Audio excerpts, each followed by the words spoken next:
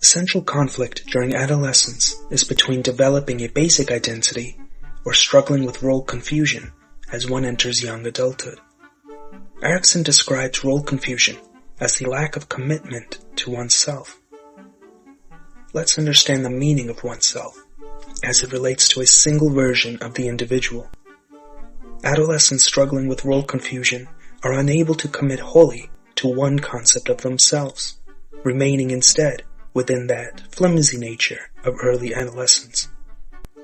This position brings further anxiety that follows one through major life decisions as they enter adulthood. Although role confusion can be later resolved during middle adulthood, it's important to identify this conflict in teenagers early on. Erikson highlights the significance of role confusion at the existential level.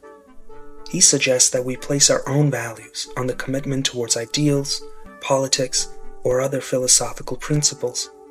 In this way, adolescents with a strong sense of self can have purpose towards any of these areas. But while struggling with role confusion, the individual may feel more detached with one's community, and then less empathetic towards important topics in the world around them. In my experience, young people are passionate about topics beyond themselves, but lack the necessary clarity around their areas of interest. For this reason, a strong sense of identity helps direct their passion in building knowledge and then experience within these different areas. We're not Supermen and not expected to solve the world's problems, but we should feel an inner peace with our own efforts, however that may be. This search for peace begins in adolescence. Furthermore, Erikson suggests that healthy identity development during adolescence grants the virtue of fidelity. It's important to understand the context of fidelity as it relates to identity and young adulthood. We know that fidelity refers to commitment, but whom are we committed to? Does Erikson suggest that healthy identity development prevents cheating and infidelity within romantic relationships? Not at all. In this context, fidelity refers to the commitment towards oneself.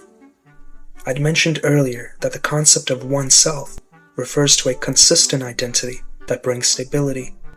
In this way, the virtue of fidelity ensures that an individual first accepts themselves as they are, and then commits to their basic identity as they enter more complex stages of personality.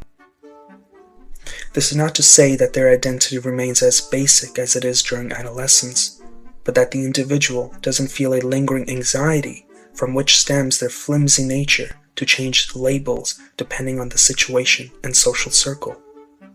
Additionally, the virtue of fidelity indicates ego strength, which is Erikson's marker of healthy growth. In this way, as the individual enters early adulthood, their ego allows for confident navigation through social interactions without having to compromise integrity and self-respect. Fidelity ensures that the individual carries themselves with confidence, esteem, and dignity.